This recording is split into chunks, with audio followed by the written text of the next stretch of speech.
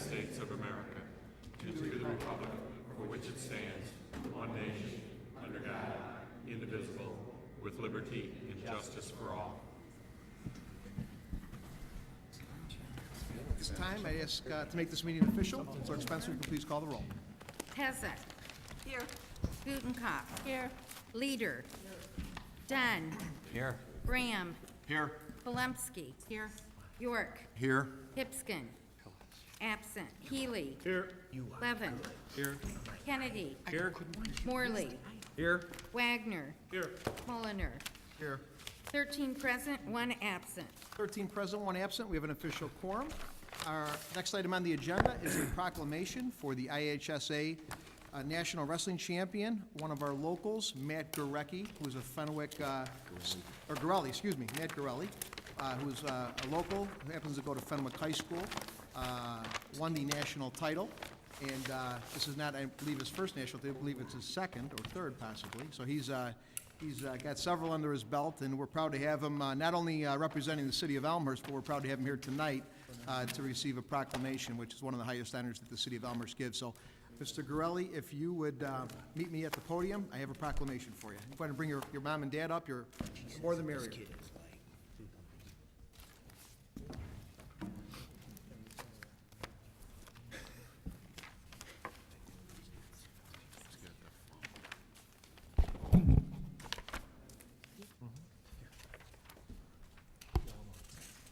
As a former grappler, I can appreciate the ability, the amount of work and the effort that it takes to achieve this level, which I in no way was even close to achieving. But wrestling is one of the toughest sports.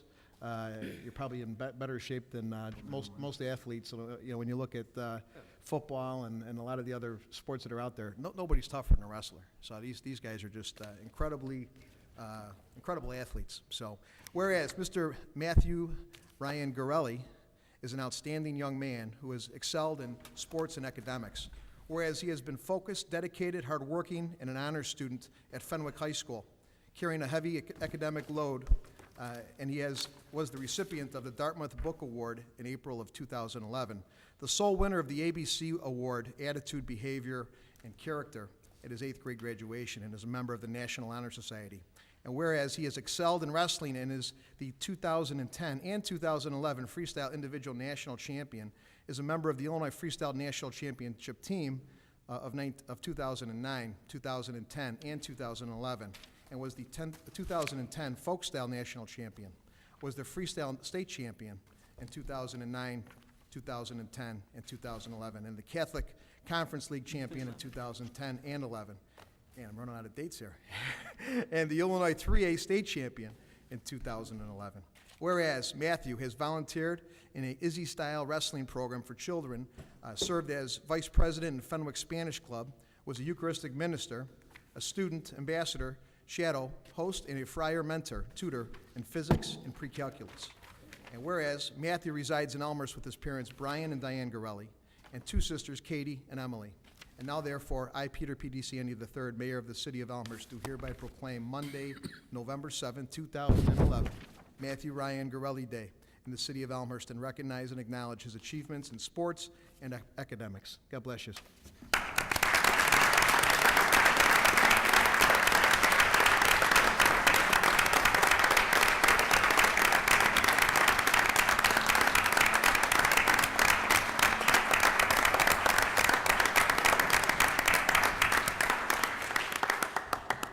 Friars.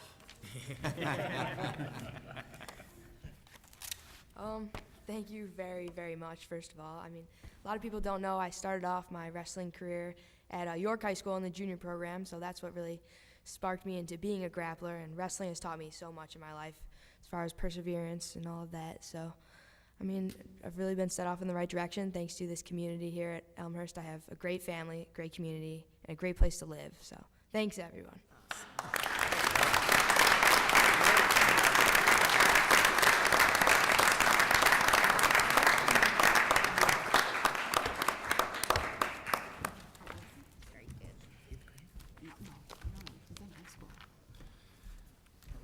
Got one other award here, which another a prestigious award for our community, and we can see we have students that are athletes and also students. I believe Mr. Grelli plans on going to Stanford. Is that what I understand? So we've got some athletes, not only that are great athletes, but also pretty smart young individuals that are destined for some of the best schools in this country. So our next award is going to our Illinois Association of Museums Award, which is going to our own museum.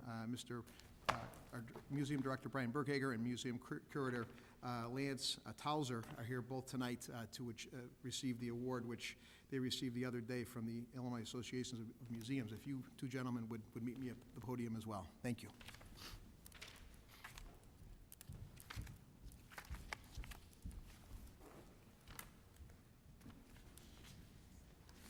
You know, we are a very unique community that has their own museum, and I think that's one thing that makes Elmhurst special. It's not the fact that we have, you know, just a great high school in York High School, and we've got IC, and we've got Timothy Christian, and we've got all these great things, the library.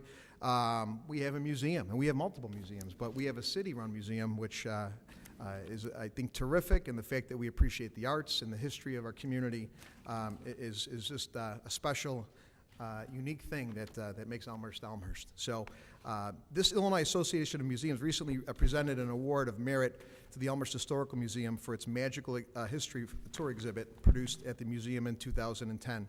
The Magical History Tour was the museum's summer exhibit designed especially for the families and kids.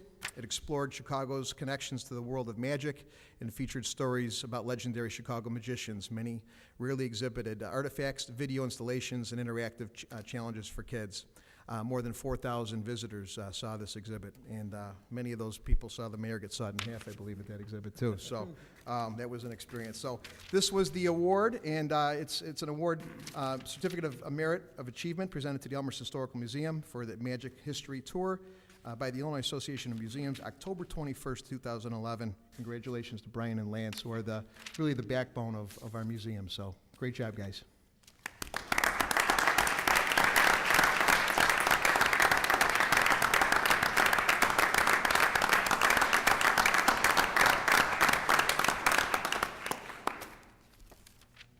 Thank you, Mayor.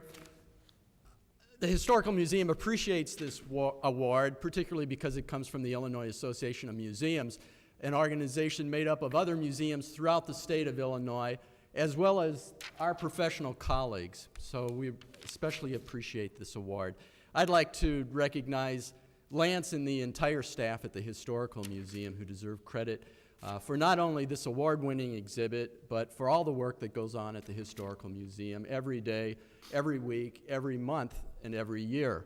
We have a great staff at the Historical Museum, and this award, as well as other awards that the museum earns, is really a credit to the museum staff.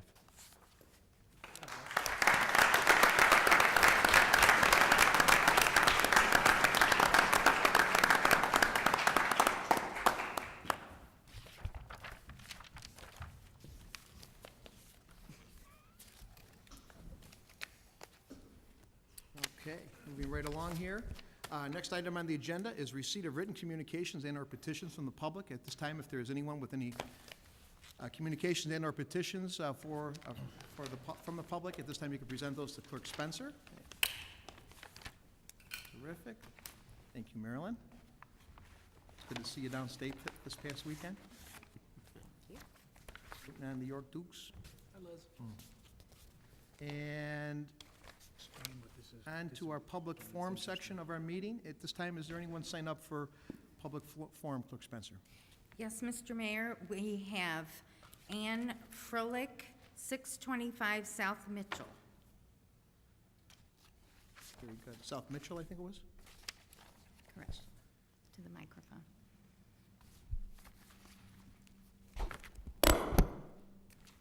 Good evening, everyone. I'm here to address the issue that's on your agenda tonight regarding the installation of a stop sign on South Mitchell Avenue. I'm one of a number of residents who are seeking the stop sign, and I've agreed to be the spokesperson on behalf of the 20 families, the 30 children in our neighborhood. I presume most of you are drivers, so I just want to kind of cut to the chase here on what makes our situation different. I live at Mitchell and Grandview. There's a stretch of about 4 long blocks from Madison to Villette on Mitchell. On that stretch, north-south, there are no traffic signs, no stop signs, no yield signs. Okay, now, we all drive a certain way depending on where we are.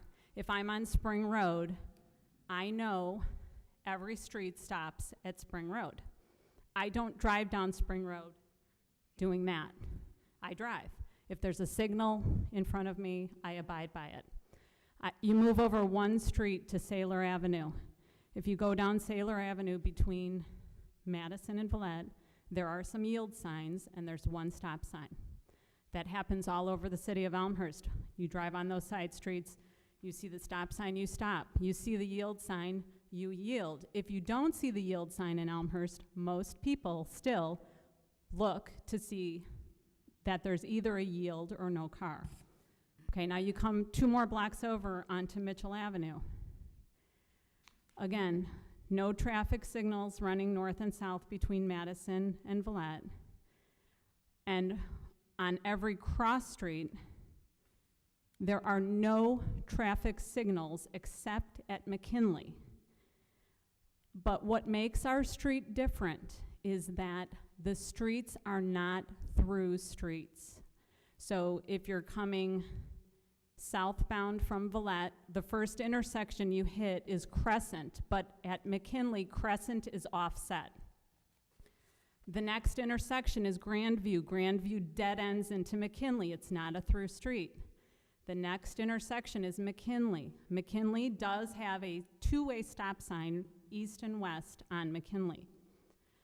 So at that point, if you're on Mitchell, you know the McKinley traffic is stopping, so you're still going. Next intersection, Wilson. Wilson is a dead end between Mitchell and Swain. No cross traffic. And then the last intersecting street is Harding, which is offset with Wilson. It's a 1-block street, not a through street. So between Madison and Villette on Mitchell, you have no intersecting traffic except at McKinley where there's a stop sign. Now, it says, we perceive this street as a cut-through. Yes, we do perceive it as a cut-through, but I live on it, and it's a cut-through street. Everybody takes McKinley down and does the curve on McKinley onto Prairie Path Lane to go to Spring Road. It's very heavily trafficked. It says in the traffic report we do have a higher than average traffic count for a local side street. Okay, now one more quick point that I want to bring to your attention. In your report, in your papers for tonight, there is a report from a traffic consultant, Mr. Coulter. When I looked this stuff up on the internet tonight, I found it's about 140 pages into your packet. I know it's not consecutively numbered, but in your traffic report from Mr. Coulter, he has a schematic. This schematic is wrong, and I want to draw this to your attention because it's the schematic upon which the Public Safety Committee made its decision. I think it's the schematic upon which the city itself made its decision. And that schematic in Figure 1 says, existing stop yield pattern within the Mitchell-McKinley neighborhood. And it shows either an east-west yield or stop on every side street at Mitchell. So it shows one, okay, there is a 4-way stop at Villette, that's right. But then when you go to Crescent, it shows that there's either a stop or a yield east-west on Crescent on both sides of the street. There are neither. There is no yield on Grandview. There is an existing stop sign at McKinley. There is no sign at Wilson, and there is no sign at Harding. So the report is wrong, and I would like you to take that into consideration. The last thing is that it appears that the traffic counts were done very close, if not on the Columbus Day holiday weekend. So I don't think that the traffic counts that were done probably accurately reflect the morning York High School traffic that we get on our street.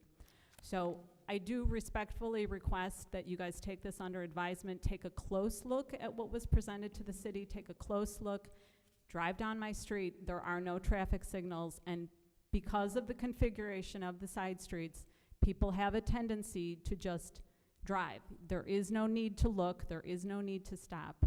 So we respectfully request that you, as a city council, ignore the recommendation of the safety committee and give us a stop sign for the safety of our neighborhood. Thank you. Thank you, Ann. And we appreciate you. Okay. Any questions? Well, I'm sure you'll hear some discussion and debate later on, but we appreciate, and I meant to mention, we do give 3 minutes, and she's a spokesperson for the neighborhood, so we let Ann go a little longer, but is there anyone else signed up yet for a public forum? Yes, we have a few more remaining. Bob Hole, 401 East Niagara. Good evening. The Bike Task Force of Elmhurst, of which I am the chair, is now about 3 years old. The original mission of the Bike Task Force was to make Elmhurst a more bike-friendly community, looking for a way to make our residents feel safe as they use bikes throughout the community for both recreation and transportation. We set about initially to gather the low-hanging fruit, educating our residents, both the vehicular and cyclists, as to the rules of the road, how to be courteous to each other. We've worked to build awareness of bikes on our roadways. We have more bike parking throughout the city center, and I'd like to thank the City Center organization for that. We applied for a bike-friendly community status with the League of American Bicyclists. And as they say, close but no cigar. We got an honorable mention, but what it did for us was to point out some gaps that we've got in our accommodations and facilities for bikes throughout the community. The critique that we were provided with said that the city needed to begin institutionalizing some of the concepts of bikes and having bikes as part of the fabric of the community. One of these was to develop a bike parking ordinance. This would be an ordinance that would require that whenever there is development, new development, or redevelopment, that it take into consideration whether bike parking was appropriate. And we have a request to council for that. We have developed a bike plan for the city, and that plan will be in your packet, your agenda packet for the committee meetings next week. I would ask that you take a look at that and begin thinking about how we can best incorporate this into the city's comprehensive plan. We've come a long way in the past 3 years. However, I do have some concerns as to whether we've come far enough since our last bike-friendly community application to justify submitting a new application this next February. The two key elements, the bike parking ordinance and a bike plan, would be critical to that. And I would ask for your support and help in seeing that we get these moved along so that we can honestly respond in our next application that we have addressed these issues. We want to help elevate Elmhurst in yet another category so that we're not just known as the Tree City, but that we're known as a bike-friendly community, a community that is family-friendly and sustainable. Thank you. Thank you, Bob. Anyone else? Yes, Claude Pagash, 566 West Gladys.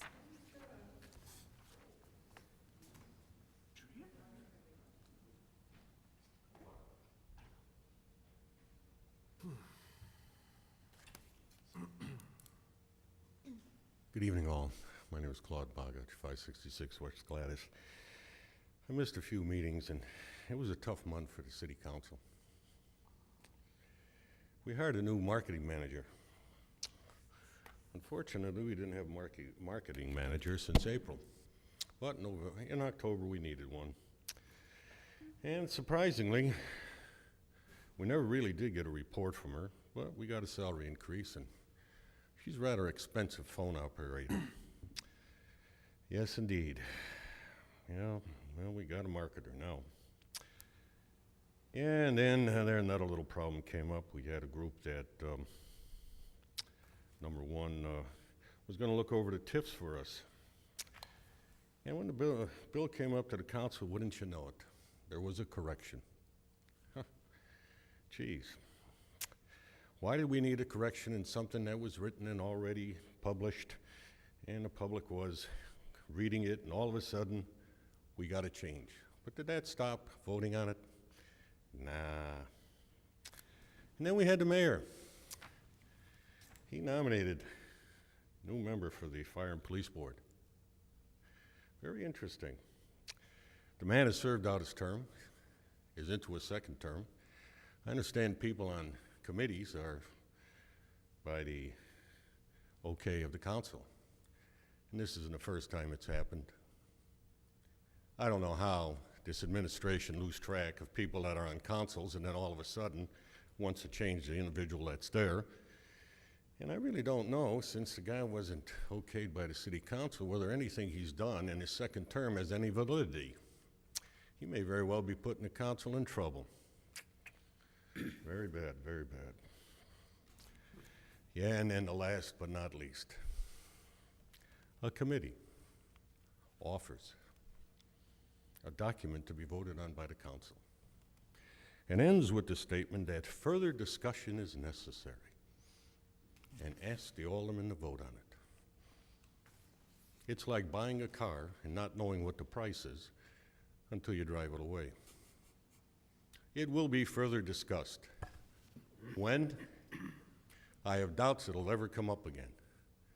But to ask a legislative body to vote on a document that ends with a statement that it still has to be discussed seems a little ridiculous, if not outright, doesn't follow any rule of any legislative body that's ever sat in any part of this country.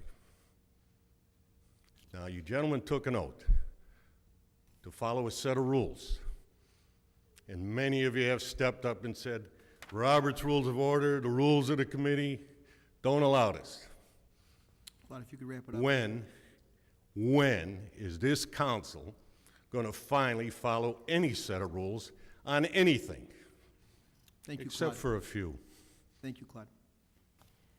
Next, we have Marilyn Aredo, 912 Sailor.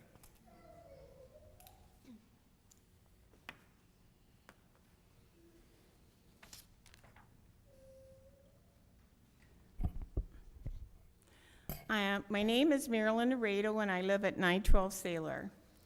My issue tonight is ComEd, a topic I have addressed in the past. My concern is the override veto of Senate Bill 1652, which allows utility rate increases to cover the cost of implementing the smart grid technology. Before I accept this law, I would like to make a few statements. First, I want to thank this council for discussing the bill before it was voted on. I want to extend a special thank you to my 7th Ward Alderman, Mark Mulliner and Patrick Wagner, for having a ward meeting and bringing 2 ComEd reps to speak to us and to hear our concerns. Secondly, I question the motives of the legislators in Springfield, whether or not They voted in the people's best interest, or that of ComEd. It is well known that ComEd spent well over $3 million in campaign funding to legislators of both parties. I have a list here of the amounts given to the legislators.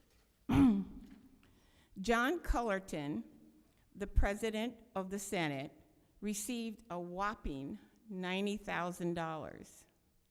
After the override veto, he was interviewed on Chicago Tonight by Carol Moraine, and she asked him why he supported the bill. He was not very convincing, and he looked uncomfortable. Matter of fact, he looked like Sylvester the cat who had just swallowed Tweety Bird. Maybe these legislators need to have a crash course in character counts. Thirdly, we do not have to go to the schoolyard to find a bully. We have only to look at ComEd. This company is in conflict with the Illinois Commerce Commission, who sets regulatory rules on businesses. The passage of this bill weakens the ICC in regards to ComEd. Lastly, ComEd won, and I, as a citizen, lost. However, I will abide by the law. I will pay the rate increase, and as far as the smart grid goes, that's about 10 years away. I will finish with this statement that I recently read. Civic engagement is the lifeblood of a democracy. An engaged public is critical if the nation is to elect sensible public officials and make wise public policies. Citizens, take the time to learn if your legislators are working in your best interest. Thank you. Thanks, Marilyn.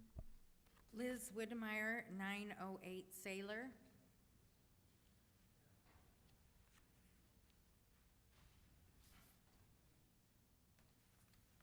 Hello, Liz Woodmeyer, 908 Sailor.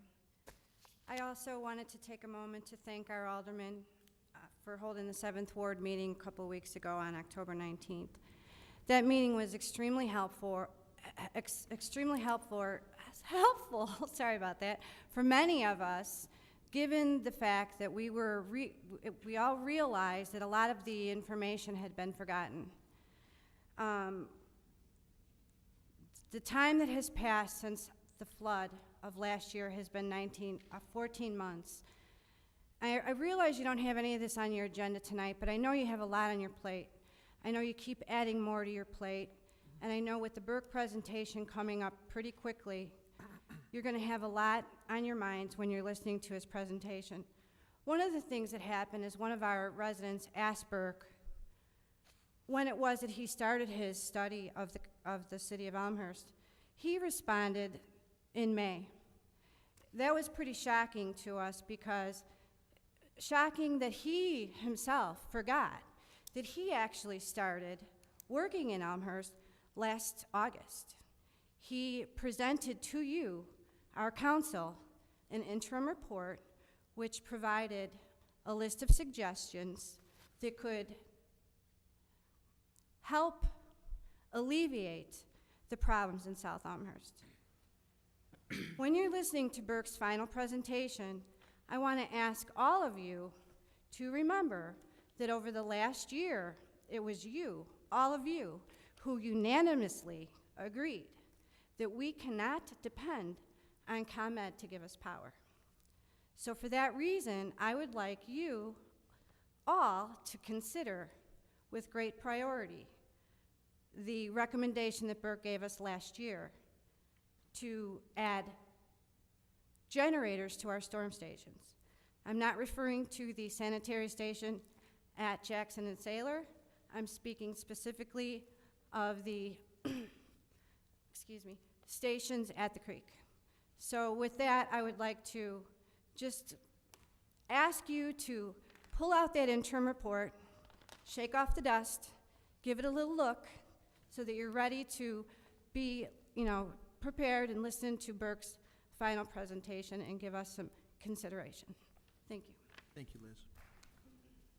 Last, we have Michelle Thaler, 611 South Mitchell. Michelle Fowler, she may have been the mother with the kids, possibly? Is she in the hall? Would you like to see if she'd come out of the lobbyway there?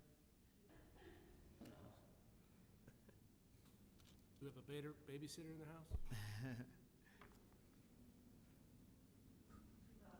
She left? Okay, then that concludes public forum. Okay, very good. So we'll officially close the public forum at this time and move on to our consent agenda. Is there anyone that may have a question or may want to vote no on a particular item on the consent agenda? If there is, please acknowledge at this time. Alderman Pezzo. Item T as in Tom. Item T is in town. Okay. Anyone else? Item S is in Scott. S is in Scott. Clever. Okay. We're all good?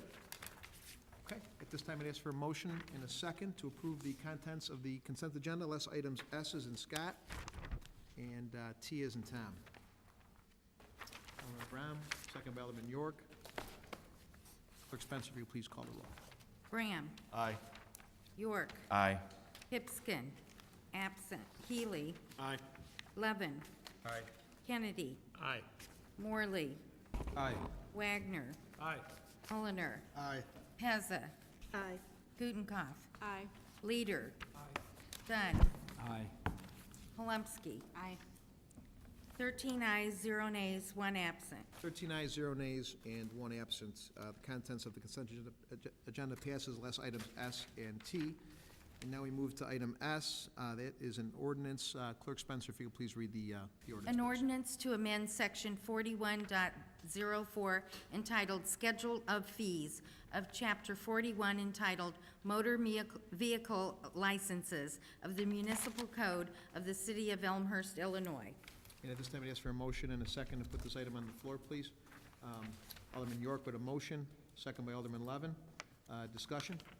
Mr. Chairman of Finance, in lieu of Chairman Hipskin, Alderman York. Thank you, Your Honor. I'll defer to Alderman Levin.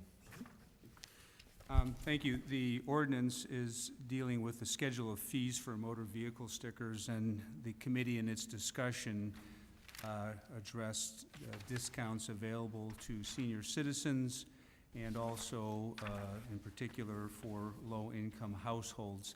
And the report passed unanimously out of committee.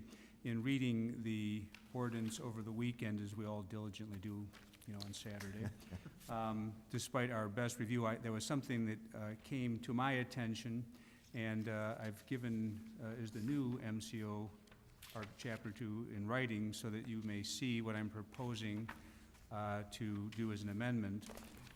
The purpose is to make clear that the discounts that could be obtained for city stickers are one or the other, low income or not senior citizen status, so that if, and I'm just making up a number, but if a sticker were $40 and you were a senior, you got it for $20, but if you also were at low income, it wouldn't go down to $10. So I would like to move the suspension of the rules so that this amendment may be considered, and I can explain it in greater detail, so that the ordinance can pass with this amendment as part of it. We have a second by Alderman York. So we have suspension of rules. All right. Go ahead.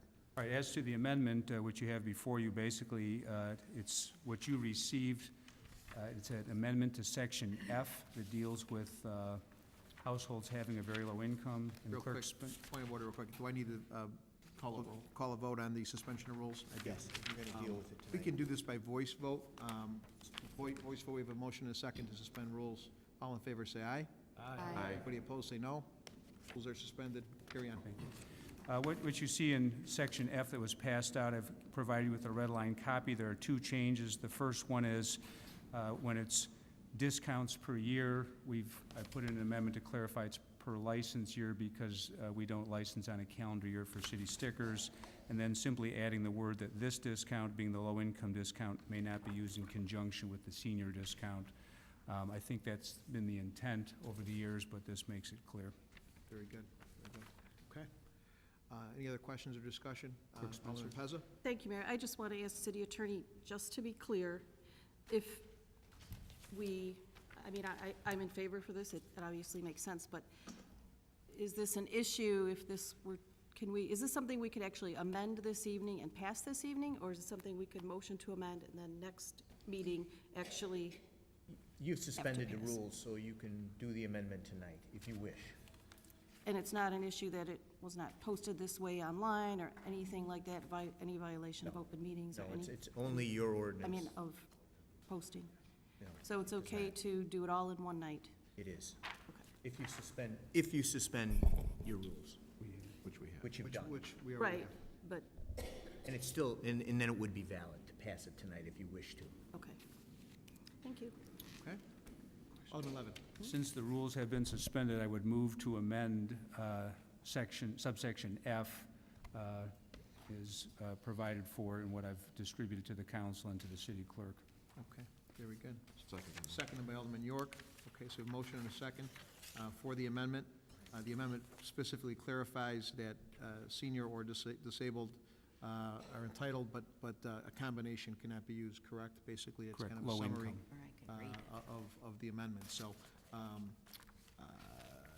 City Attorney Storino, can we do this by voice vote, or do you need to? No, it's an ordinance, roll It's an call ordinance, vote. okay. So on the amendment, we'll need to do a roll call vote. Is there any other discussion before I ask for a roll call vote? Oh, I'm sorry. And The the, amendment, you could probably do a voice vote. Are you, the or if you ordinance. already adopted, is it part For of? the amendment now. We do the Is amendment. this just and- the amendment? Just the amendment, and then we'll do the ordinance. Do a roll call vote on both. okay. Belts and suspenders, we'll do the roll call. Anybody else for discussion? Hearing none, Clerk Spencer, if you could please call the roll on the amendment. Okay, that would be Levin, moved, right? Aye. Am I getting confused? Okay. York? Aye. And we'll go to Hipskin, absent. Healy? Aye. Kennedy? Aye. Morley? Aye. Wagner? Aye. Mulliner? Aye. Pezza? Aye. Gutenkopf? Aye. Leader? Aye. Dunn? Aye. Graham? Aye. Malumski? Aye. That's 13 ayes, 0 nays, 1 absent. All right, we have 13 ayes, 0 noes, and 1 absent. The amendment passes. Now we'll go to the underlying ordinance. Any discussion before I ask for a roll call on that? Hearing none, it is Clerk Spencer to call the roll, please. York? Aye. Levin? Aye. Kennedy? Aye. Morley? Aye. Wagner? Aye. Mulliner? Aye. Pezza? Aye. Gutenkopf? Aye. Leader? Dunn? Aye. Graham? Aye. Malumski? Aye. Hipskin, absent. 13 ayes, 0 nays, 1 absent. 13 ayes, 0 nays, 1 absent. The ordinance passes. On to item T as in Tom. It is an ordinance. Clerk Spencer, if you would be so kind to read the ordinance, please. This is an ordinance approving a text amendment to the City of Elmhurst zoning ordinance clarifying and defining the notification procedures for map and/or text amendments to the city zoning ordinance. At this time, I ask for a motion and a second to put this particular ordinance on the table. Chairman Morley with the motion, Vice Chairman Palomski, second. Discussion. Chairman Morley. Thank you, Mr. Chair. This is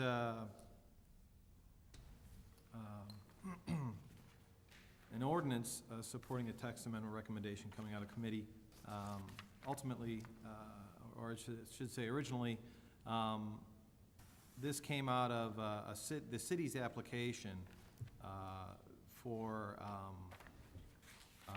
a text change that was going before the commission. And at that time, somebody pointed out that there was some sort of an inconsistency within our own ordinance. And although, and that application from the city has actually since been withdrawn, so that the city council could take a look at the ordinance itself. This is simply a clarification of clarification of the ordinance as it relates to notification to both text amendments and map amendments. The Elmhurst Municipal Code was patterned after the Illinois Code, and I was actually not here for the last meeting. I did have an opportunity to review the last meeting. I thought Alderman Palumski did a fine job in presenting. So I'd be happy to, I encourage you to support this, and would be happy to answer any questions. Thank you, Mr. Chairman. Discussion. Alderman Pezza. Thank you, Mayor. Just quickly, I know I stated my position regarding this at the last meeting, so I will not drone on about it. But I do still believe that since the committee clearly stated in the report that more discussion was necessary, I cannot support changing an ordinance or approving an ordinance until it actually has been fully vetted, which according to the report it has not. So I would support it after being fully vetted and hearing more information, but at this point, since it was not, I cannot support this. Okay. Thank you. Thank you, Alderman, and Alderman Brown. I as well spoke to this last meeting when the report was discussed. I also agree with, I think that these changes potentially are very good ones. But I think they're out of context until the further discussion is had and a recommendation is made from the committee. So even though they might be very, very good and poignant changes today, whatever results from the subsequent discussion, that might make these changes, at least in my perception, obsolete or not my recommendation. So I as well cannot support this ordinance. Thank you, Alderman. Any other questions or discussion? Chairman Morley. Just to clarify, the committee did review this text change. In the discussion of reviewing this text change, the question of whether or not we should change how we notify folks or what sort of standard we have for notification was also discussed, but the committee did determine that this was a text clarification and that this has nothing to do with notification, and it is the committee's intent to take up the question of notification at a further date. But as far as this text amendment, there is no ambiguity in terms of the recommendation coming from the committee. The committee recommends this text change. Very good. Thank you for the clarification. Any other discussion, questions? Hearing none, I ask Clerk Spencer to call the roll. That's Morley Aye. and Palumski. Aye. York, Aye. Hipskin absent, Healy, Aye. Levin, Aye. Kennedy, Aye. Wagner, Aye. Mulliner, Aye. Pezza, No. Gudenkauf, No. Leader, Aye. Dunn, Aye. Graham. No. Okay, that's it. 10 ayes, 3 nays, 1 absent. 10 ayes, 3 nays, 1 absent. The ordinance passes. On to item 7, committee reports. Item 7A is another recommendation. Spencer, if you'd be so kind to read us It the is recommendation. therefore the recommendation of the Finance, Council Affairs, and Administrative Services Committee that the City Council approve Resolution Number R-51-2011 to comply with the Illinois Truth in Taxation Law requirement. And at this- Respectfully submitted, Finance, Council Affairs, and Administrative Services Committee, unsigned by Stephen W. Hipskin, Chairman, signed by Kevin L. York, Vice Chairman, Mark A. Mulliner, and Scott M. Levin. And at this time, I entertain a motion and a second to put this on the floor, please. Vice Chairman York, seconded by Alderman Mulliner. Discussion. Vice Chairman York. Thank you, Your Honor. It's pretty simple. The key to this report and the resulting resolution is the second paragraph of this report. The estimated property tax as stated in the resolution does not commit the city council to that particular estimate in any way. I inserted the word particular, it's not in your report. The final tax levy approved by the city council can be greater or less than the estimated property tax as stated in the resolution. So it's simply a placeholder. With that being said, the heavy lifting of assimilating information related to expected revenues and expenses for fiscal year 12 and 13 in order to get to a consensus amongst the committee members for a tax levy recommendation to the City Council still remains to be done. That's our task beginning next week. Our goal would be to reach a consensus and to have a report out of our committee as soon as possible. You can see from the, the schedule prepared by staff and attached to our report that there's a chance that this could occur as soon as next week, but I would suspect that the conclusion date might be a bit on the aggressive side, especially given some other items that will need attention at next week's meeting. I would highly recommend that all of us take a little time to look at our budget books in the meantime and look at the numbers that were in there for the 2012-2013 year, just to get an idea of what lies ahead for us all. The Finance Committee will, as we usually do with the able assistance of Director Gaston, prepare a detailed report upon the conclusion of our tax levy discussions in support of our final recommendation. In the meantime, you may relay any thoughts, ideas, suggestions on the tax levy to the committee or any of its members, and I am always happy to take the time to meet, which I already have with some of you, and listen and help in any way that I can, as I suspect the other members of this committee are as well. On another note, in response to a referral that Alderman Morley and I submitted regarding the timing of the tax levy in relation to the preparation of the budget, in a recent meeting with Finance Director Gaston and Assistant Director Troisine, I did learn that plans are underway to convert the city from a fiscal year ended April 30th, which it currently is, to a calendar year end, with the first calendar year, first full calendar year to be 2014. To accomplish this, it'll require one short year, and the short year we're anticipating will be May 2013 through December 2013. It's an 8-month period. So only one more full year and one short year where we need to determine the tax levy prior to substantive budget discussions. At the conclusion of this process, we will have finally synchronized the budget and resulting tax levy discussions, which is a huge step, in my opinion. Finally, I would ask for everyone's support of this report and the accompanying resolution. Thank you. Thank you, Alderman York. Very well done. Any other discussions or questions? Alderman Wagner. Thank you, Mr. Mayor. I just want to clarify the fact that the Chairman Hipskin was not able to sign the report wasn't any indicative to him not in favor of it. He probably had some business outside of the council at that time. He was not. Just want to make sure we clarified that. That's right. The first discussion we had, he was not in town for that one, so that's why he did not sign the report. Thank you, Mr. Mayor. Very good. Alderman Gutenkopf and Alderman Pezzo. Thank you, Mr. Mayor. I have a question for the Finance Committee. Can you tell me the last time that the city determined a substantially different number for the tax levy, that a number that varied from the estimated levy at the resolution? I'm not prepared with that information right offhand. Marilyn Gaston is in the audience, and she may have that at hand. If we could, if it would be okay if she'd try and tackle that.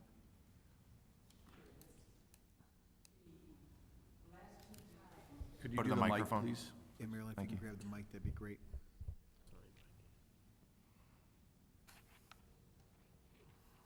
The last two times the council has considered this type of ordinance, it was concurrent with a committee report. So the estimated taxes matched the committee report, which then matched the ordinance. The reason this time we have to consider this resolution prior to the committee report coming out is that the committee feels, of course, I think appropriately, that they need to spend a little bit more time looking at their recommendation for the tax levy. And the other thing is, the whole reason we even are doing this resolution is state law requires us to do it. And it requires us to pass the resolution 20 days before we would the council would consider passing a tax levy. So we want to be ready in case we move along on the schedule of a committee report coming out on the 21st of November, and then the levy being considered the first meeting in December. we need to have that 20-day period pass. So it's that 20-day window that is really the reason that we're considering it tonight. So the short answer, Alderman Gutenkopf, is that there has not been a change, but this is only the third year that we have actually formally passed this type of resolution, and it's partly because of the timing of our committee report. Can I have a follow-up? Sure, Alderman Gutenkopf, go ahead. So in the past 2 years, has there been a substantial dollar difference between the resolution and the committee report that's done 3 weeks later? The past 2 years, there has not been the time lapse.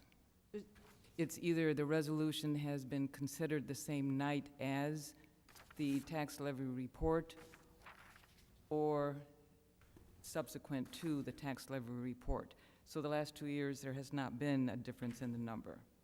This year, our timing is different. Thank you, Marilyn. Alderman Pezza? Thank you, Mayor.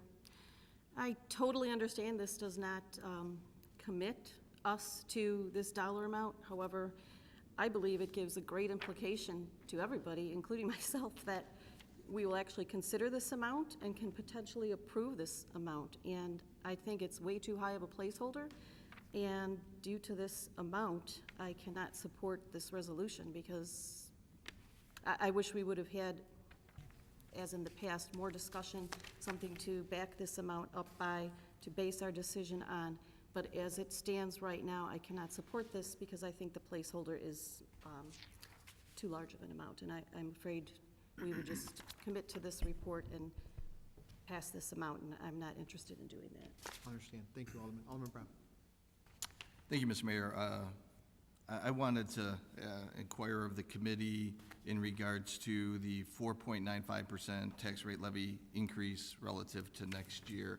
Can you give a little bit of background before moving forward here on why that percentage rate or that dollar amount? Why are you inserting that as part of this resolution compared to any other dollar amount, be it lower, be it higher, 5%, 2%, et cetera?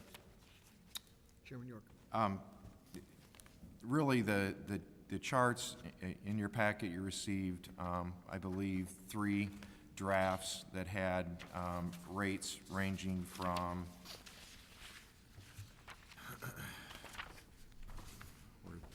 4.95%, 2.25. Let's see. What's that? Where's it, Scott? I'm not sure where. Oh, we didn't pass out all 3 charts. Okay, you guys did not get that. When we, at the committee level, looked at this, we had 3 charts that came from the finance director. One of them was 4.95%, one of them, I believe, was 2%, 2.5%, and the other 3%, and the other one was 0. So we looked at those three charts, which is similar to the one that you all received in your packet with the 4.95% increase in it. As a committee, we elected to go with the 4.95% because, again, it doesn't really mean anything. It's simply a placeholder. So we just elected to go with that number for no particular reason other than the fact that that's the number we elected to go with. You know, I would say that listening to discussion and everything like that, I feel relatively confident that the number will not come in at that number. I think it will be less, but I'm just one vote, so I can't be certain of that, but that's the number we used, and again, it's an estimate. Alderman Levin. Well, I just want to make sure that we're not going to sound the alarm and that people are going to hear this as being something that has any basis for reality, that there's some sort of endorsement of this tax level.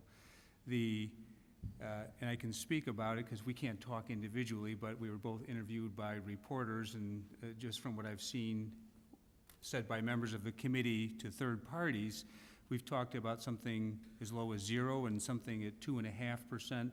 So I don't want to fuel any kind of belief that there's any kind of meaning at all to this number. It really is X, where X could be a number between 0 and 4.95. The committee is very cognizant of the financial times and we're using this merely as a placeholder to comply with state law so that we can move a little more carefully and spend a little bit more time before we make a recommendation for an actual tax levy recommendation. And I think it needs to be very clear that there's no magic to this number. It really has no meaning. Very good. Alderman Brown. Yes, thank you, Mr. Mayor. I just wanted to follow up on that. The statements in regards to this number means nothing, and Alderman Pez's previous statement is a little bit of a concern. Because if any number could have been chosen, I believe that this number sends a message that this is the road we're going down.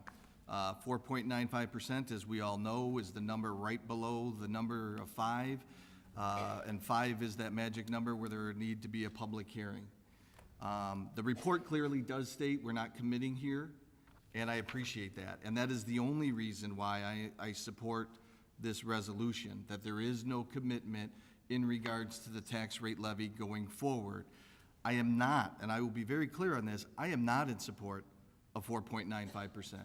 And I don't want to preclude the discussion or the final recommendation from the committee, but I also want to send the message that even though I am voting yes for this resolution, I am not in favor of a 4.95% tax rate levy. This report clearly states, and I will bring this up if need be when we discuss the actual levy, that we can adjust this. We're not doing anything other than sending a message to the state or the county, whomever, that we are considering a tax rate levy in the near future. So I appreciate the due diligence. I also want to thank the committee for the very clear statements in the report that did put me at ease when reading this resolution going forward. So thank you. Thank you, Alderman. Anybody else? Discussion, questions? Okay. Very good. Hearing none. We put this to a roll call vote. Clerk Spencer? Doesn't need one, but. Doesn't need one, but But we'll I do think it you for should do it nonetheless. belts and suspenders. York. Aye. Mulliner. Aye. Pezza. No. Gutenkopf. Aye. Leader. Dunn. Aye. Graham. Aye. Palumski. Aye. Hipskin, absent. Healy. Aye. Levin. Aye. Kennedy. Aye. Morley. Aye. Wagner. Aye. 12 ayes, 1 nay, and 1 absent. 12 ayes, 1 nay, and 1 absent. The report carries. On to item 7B. It is another recommendation. Clerk Spencer, if you'll please read the recommendation, please. Okay, of the majority report or the report? Majority. Majority. The majority. Okay.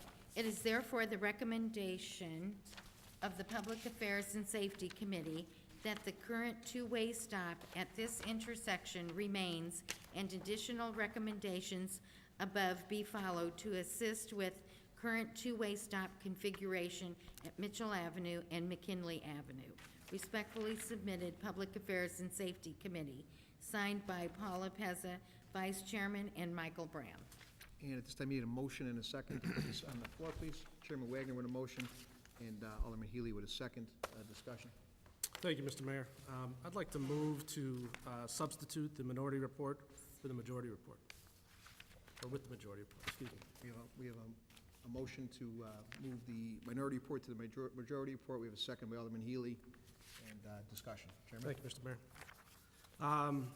Typically, you don't have two reports coming out of Public Affairs and Safety, and as long as I've been the chairman of the Public Affairs and Safety Committee, it hasn't happened. But everybody, that day shall come. But in any event, this matter has come to the committee twice as I've been the chairman, which is about 2.5 years. This second chance has come with a little bit more fervor, as noted in the public forum. And so a couple things I wanted to make sure are pointed out and understood. And first and foremost, as mentioned, this is the second time this has come to the committee. Second, it's a request that is not driven solely by Alderman, but most of the residents, as, again, by the public forum described.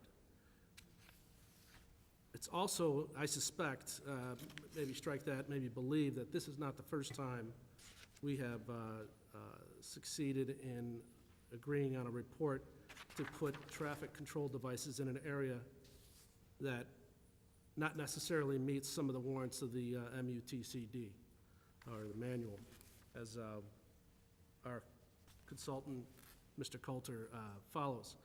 And he does a great job for the committee and for the council, which we hope does a good job for the city. One point that was made, and I think we should probably realize, is that in a modern subdivision or in a modern development, you would never have a half-a-mile stretch of road designed without any traffic control devices anywhere. And from Villette on the north to Madison on the south is 5 blocks, give or take a few feet, but I'd like to consider that a half a mile. And that's dangerous no matter where it's at right now. So although the two reports are very similar outside of the fact that I prefer to have McKinley-Mitchell a 4-way stop, I would ask to have your support, the majority of the support, to make sure that those get in place and we make that street a little bit safer for the residents. Thank you, Mr. Mayor. Did you, Alderman point of Healy? order? Alderman, I can do a point of order, Mayor. It's a point of order. What's your question, Alderman? My question is, I think that Alderman Wagner just misspoke. He said, I would like to request the support of the majority report. The intent, I believe, I'm actually trying to help him out, is that he's referencing the substitution of the minority for the majority. He's speaking to the minority report, correct? He is, and he asked for the majority of the council, but if you were listening maybe a little clearer, he was asking for the majority of the Mayor, council. do not make personal pot shots at me. I'm not making a pot shot, sir. I'm just clarifying. Yeah. Alderman Healy. Thank you, Mayor. I'm in support of the minority report and having the minority report supplant the majority report for a couple reasons. First, you know, with the discussion of Mitchell being a cut-through or Mitchell and McKinley being a cut-through, I can pretty much confirm it's a cut-through because I live about 6 blocks right off McKinley at Hawthorne, and I use it as a cut-through. So, you know, there was some discussion in both reports about it being a cut-through, seeing no evidence as a cut-through. I know it's a cut-through because I use it as a cut-through. I'm not a traffic engineer, and I don't like to play one, but I also live on a street very much like Mitchell. Hawthorne is very similar. I live, as I said, just off Hawthorne and McKinley, which is one of the streets in question. I know that from my own experience on Hawthorne, where we had yield signs put up, that long stretches of residential neighborhoods tend to encourage some drivers to go faster. Report says they saw no evidence of it. Again, I'm not an expert, but I live on a street that in some points have long stretches without traffic control devices, and I know what I see.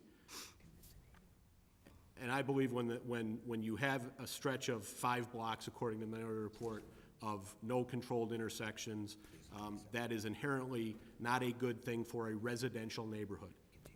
So whether it's on Mitchell or Van Auken, or pick a street, a north, south, east, west street with long stretches of uncontrolled intersections, I'm not a big fan of them and generally would be supportive of putting stop signs there.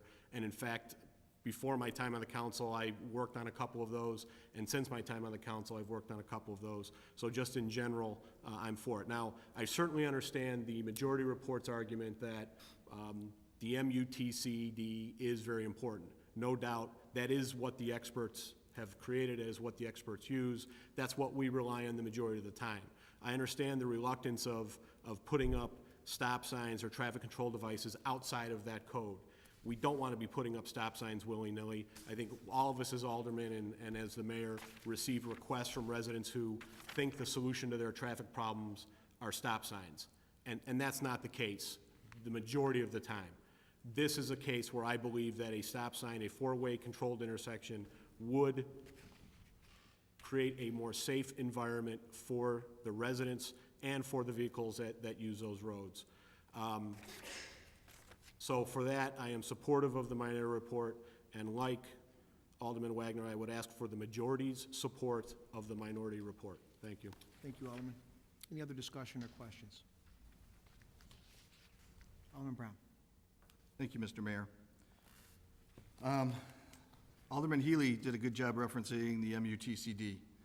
Alderman Wagner's comments in regards to the city of Elmhurst, this potentially not being the first time that the city of Elmhurst approves stop signs that do not meet some of the criteria of the MUTCD. I don't have any examples of that. If it is true or not true, I'm not here to debate that whatsoever. The MUTCD is what the city of Elmhurst follows. It is definitely, and I've said it before, it's a guideline to all traffic control devices. It's a federal document that the state of Illinois has adopted, that the city of Elmhurst has adopted. This is the document that in my 10 years on the city council, the aldermen, no matter current or past, and hopefully in the future, have followed as policy. I will reference some of the points made in the majority report, not speaking to the majority report. Some of the concerns of the residents, and they are concerns that should be looked at very closely.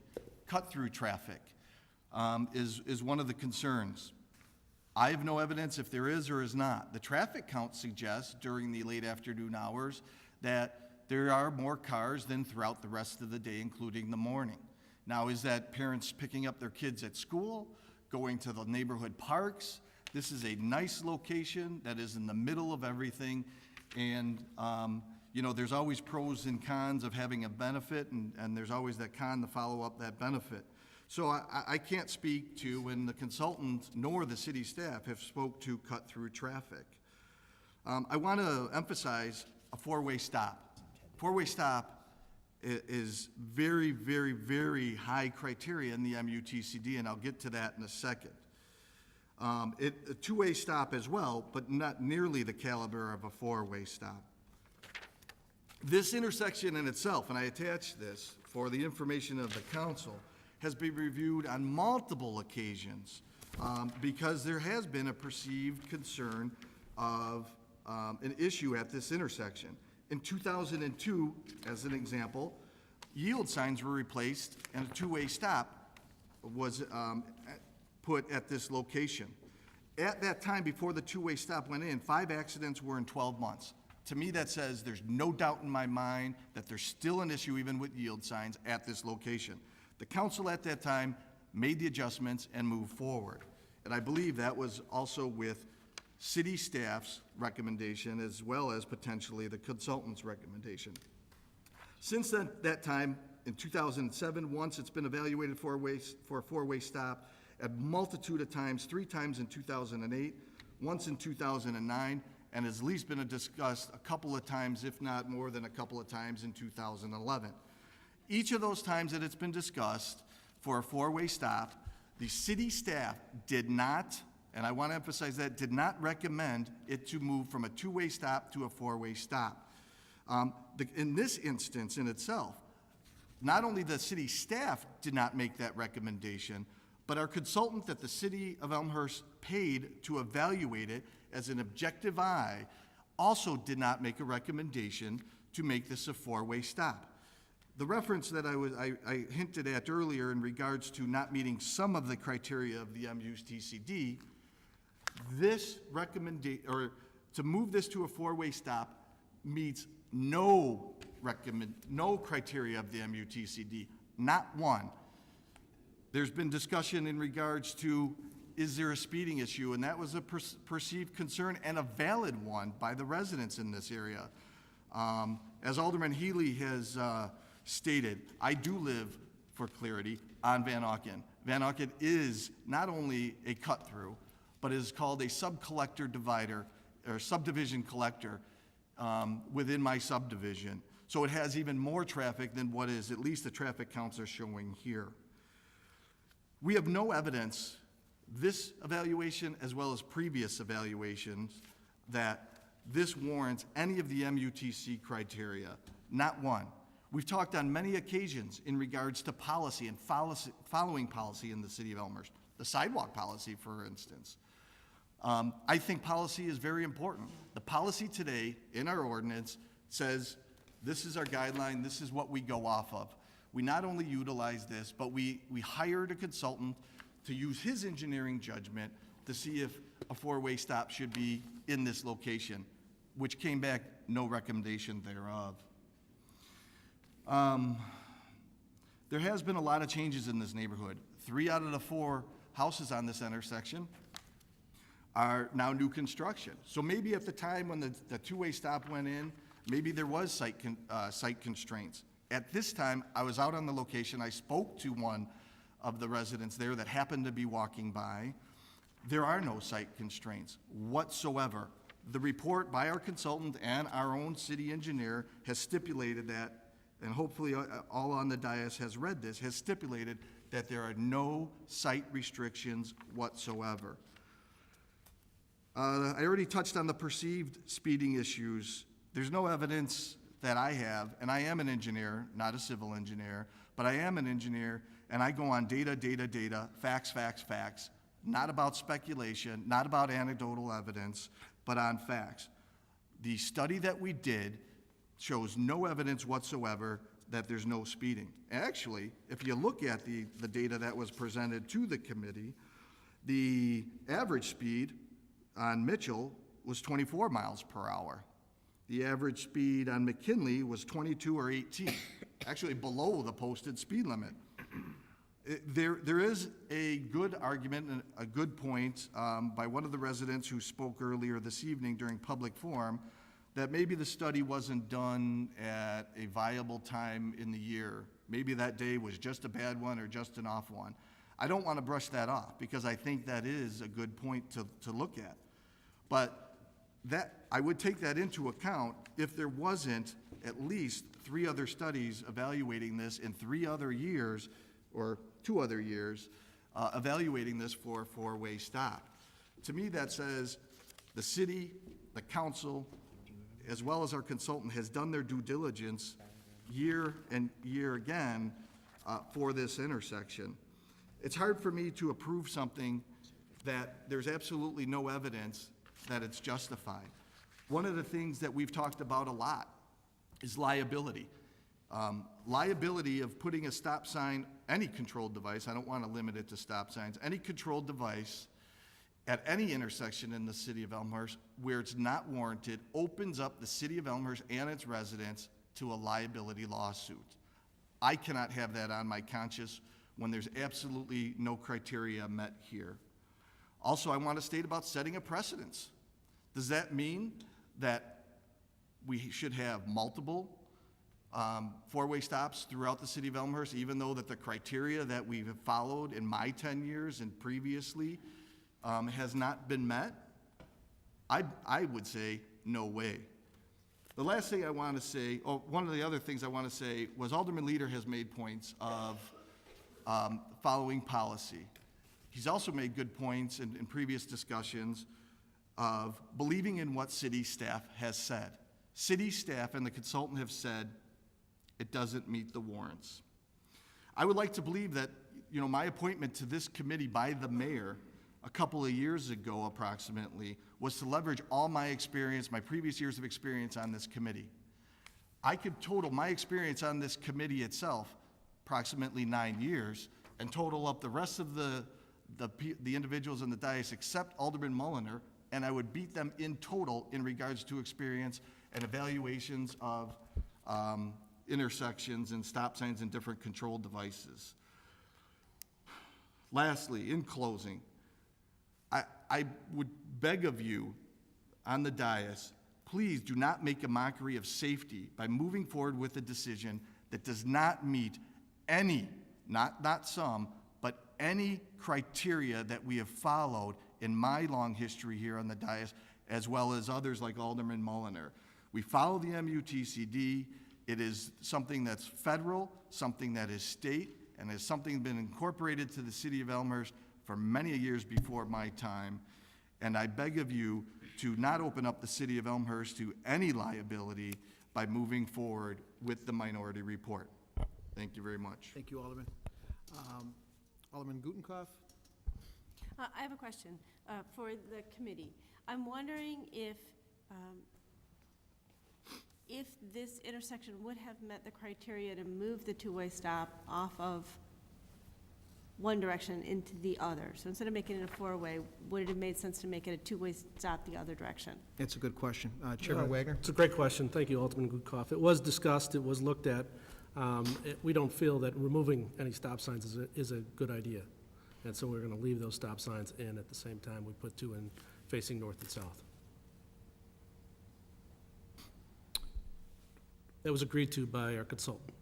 Yeah, he said if you were to switch the stop signs, which he actually mentioned probably should have been done at the beginning, you know, you would then make it a four-way, because the memory of people having the stop sign on McKinley would be dangerous. So if you're going to switch them, you might as well make it a four-way, in other words. And actually, I said it in the committee, so that's why I made my 2 cents as well. Alderman Healy, do you want? I'll defer to, no, I do have other comments, but I'll wait till everybody else has had a chance. Alderman Mulliner. Yeah, I have to echo what Alderman Bram said. I sat on that committee for 10 years as the chairman for a number of the years that I was on it.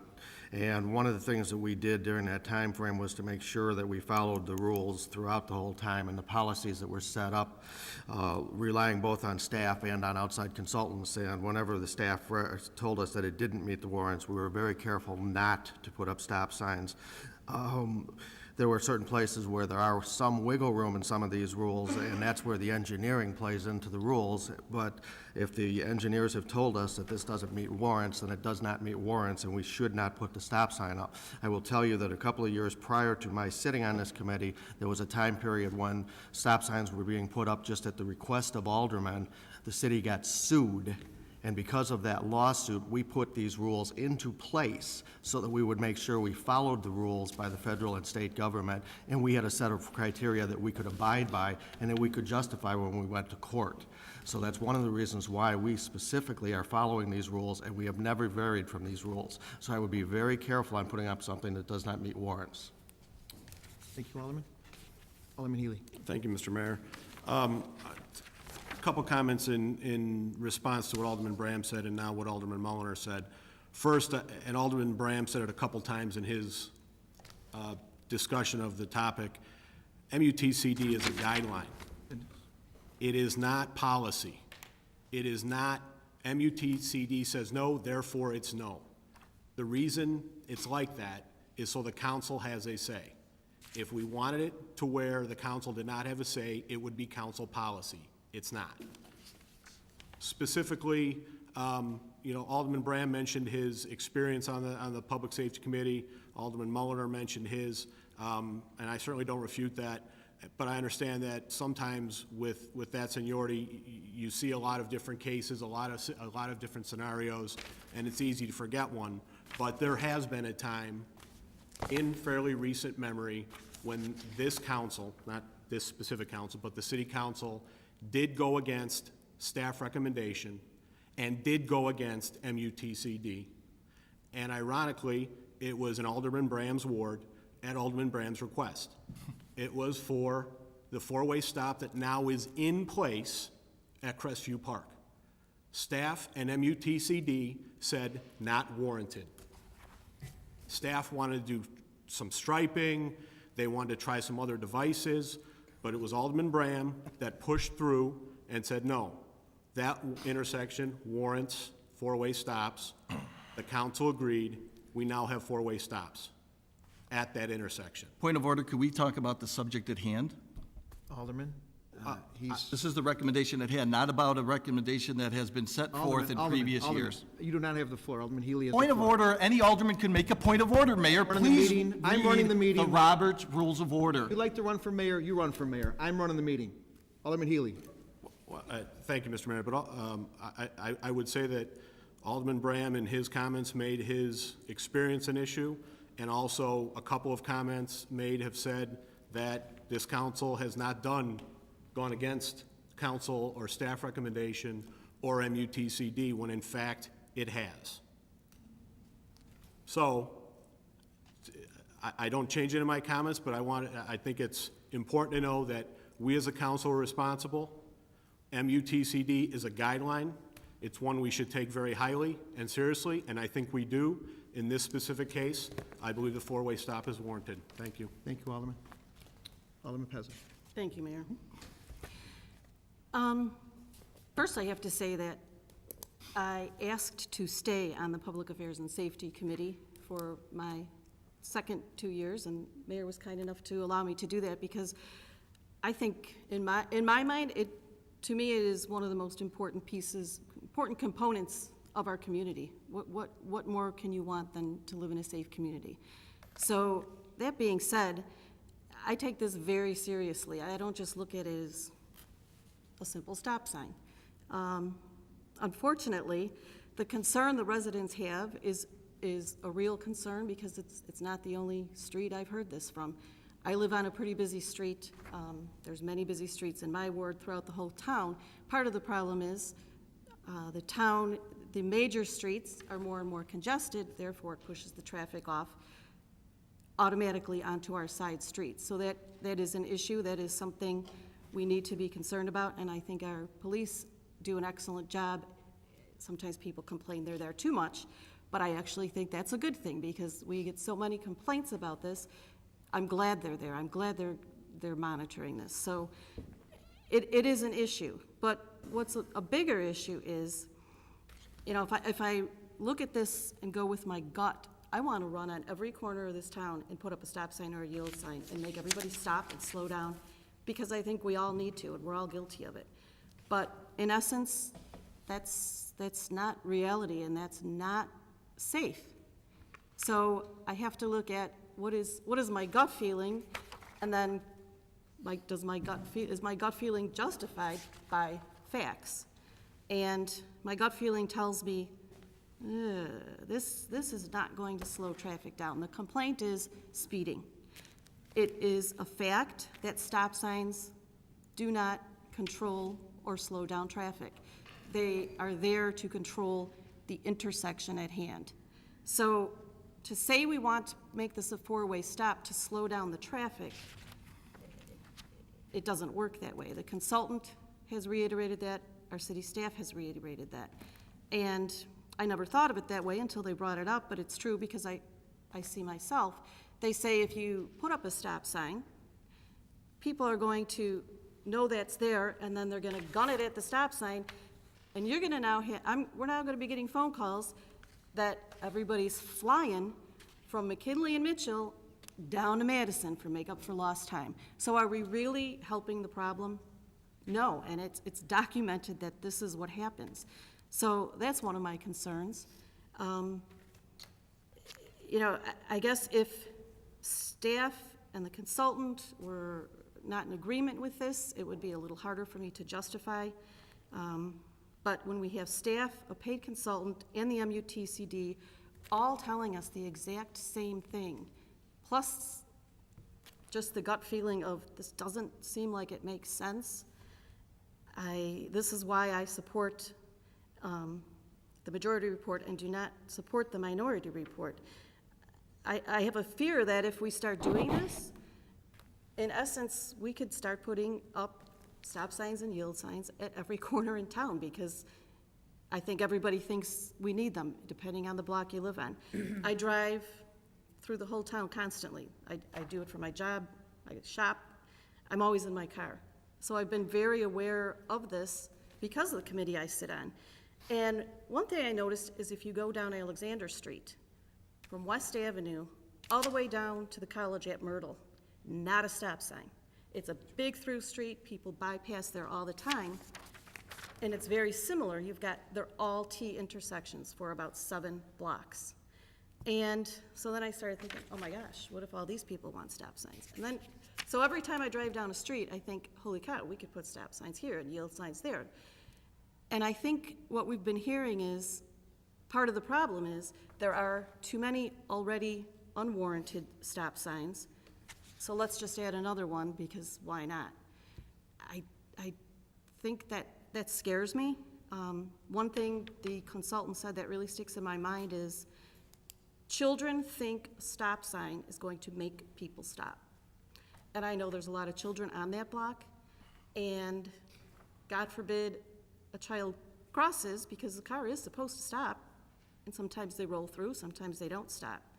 I would hate for that confidence to be there and that person not to have stopped. I have a niece that was riding her bike crossing Spring and Villette, and there was a stop sign, and she thought the car was supposed to stop, and it didn't. It rolled through, and thank God she was okay, but the first thing she said to her dad was, "But Dad, he was supposed to stop." I would hate to see that happen, and I would hate to say okay to put a stop sign where it isn't warranted and something like that happen. I know staff has recommended a whole list of ideas and options for us to utilize and implement to control the speeding issue, and I certainly believe those should all be implemented. But to use the stop sign to try and slow down the traffic, I cannot support that because nothing that I've learned supports it, and I couldn't live with the decision if it ends up being the wrong decision. So I cannot support the minority report. Thank you, Alderman. Chairman Wagner. Thank you, Mr. Mayor. I just wanted to clarify for the residents that the only difference between the majority and the minority report is the stop signs.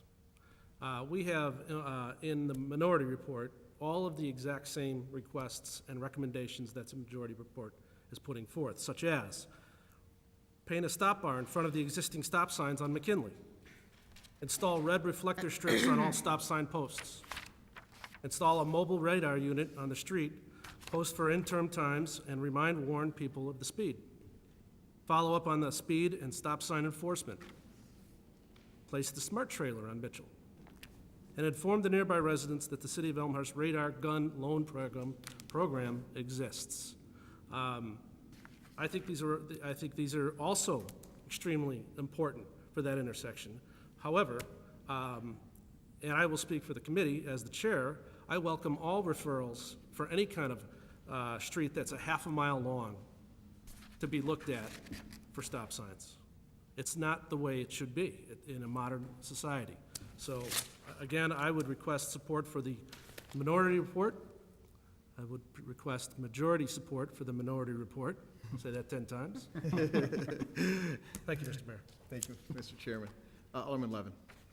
I have a question, if I may ask, of Attorney Storino, and I don't know if he's prepared to respond to this, but I hear all this discussion, and I don't really know the answer to these safety concerns about putting up stop signs that are contraindicated by this MUCTD. Is that a liability concern? I would probably say that there's a concern liability if you put it up or if you don't put it up. Either way, there's probably an issue of liability. So I don't know that any decision you make tonight, if you decide not to put up or move forward with this report and don't put up a stop sign, I could certainly frame an argument where that would be probably a liability or could be a liability issue. All right. I mean, I'm struggling with this one a little bit myself because I understand the need for uniformity. I think that's probably what that U is for in that manual. And I'm wondering if there was any discussion at the committee level, since the reports are identical, but for the stop signs, the other 5 action items, is there any belief that those might alleviate some of the problem and see what happens before we get to the stop sign solution? Is that something was discussed or not, I guess is my question. Who's the question to? Basically, Alderman Levin is asking if there was any potential discussion of the other devices other than the stop signs helping the situation, but that would basically be the majority report. So it's your call if that's something that you want to consider or not, but, you know. The other items would be, in the minority report, more indicators, making more visible the area. And I think what could be more visible than 2 more stop signs with orange flags on them for 8 weeks all the way through winter, on top of all that. It's a half a mile long. It's a cut through. It's already been agreed to that it's a cut through. And I think that should stop. Right. And one last question. Is the concern more on the east-west on McKinley, or is it on North-south? North-south. I'd say it's the north-south direction. North-south, yeah. north-south. Very good. And one thing I want to add real quick, I did ask the engineer, if we were to take our MUTCD guideline and actually compare it to all of our stop signs in Elmhurst, how many actually meet that? Probably about 10 to 20% actually meet that. So, you know, if we were to take down 80% of our stop signs in this town because they didn't meet the MUTCD, I think we'd have a lot of frustrated people driving around Elmhurst right now. So I just thought I'd clarify that as well, because I did bring that up in committee, and so I think we've got discretion. I think we've got the ability to set policy here and evaluate every situation individually. So, Alderman Gutenkopf. Thank you, Mr. Mayor. I'm just getting tired. Something that has come up as a discussion here is whether or not the manual on uniform traffic control devices is policy and guideline. Is it something that we can choose to follow or not choose to follow? What is exactly a policy? What does that mean for the city council? I think that this is embedded in this whole discussion of whether or not we're following something that we as a city have established as the criteria we use to make determinations about where and when we're going to install traffic control devices in our community. And I think for instances where an intersection meets some but not all, maybe it meets a majority but not all 8 points that are required for four-way stop sign, I think that's where city council discretion comes into the discussion. I think that that gives us a sense of where we could or should go, but we can still talk about it. When an instance occurs where absolutely none of the criteria are met, I think that that's a very important thing for us to take note of. At that point, we're making our discussions, we're making our decision based on a complete lack of information about that, positive information about whether this should be installed or not. Now we're not saying that this is a policy that we could choose to leave behind. Now we're saying we don't believe that the criteria are appropriate. And I'm uncomfortable with that. We don't meet any of the 8 standards for installing a stop sign in this intersection. If we met 4 of them, then maybe we'd have a point to discuss here, but we don't meet any of them. So I think that this is an instance where we should take the lesser step. We should take the majority report, install these other traffic calming steps that are recommended here, and see if it makes a difference. And then we go back and get another engineering study if it still isn't making the neighborhood feel safer. And these are some really valid steps. I think there's an important thing to note about stop signs that it didn't come across in either of these reports, and that's that the cost to the community for installing a stop sign is more than the actual physical cost of the sign itself. The sign is a couple $100s worth of aluminum and paint. But the cost to the community, in addition to the liability concerns, are pollution and traffic concerns and some of these other safety issues that can really add up in ways that we don't notice right away. And I'm not ready to take that step. I think that we've got a very valid set of recommendations for this intersection before we take the final step of installing a stop sign. And we heard tonight that once a stop sign goes in, there are strong reasons for not ever taking it out again.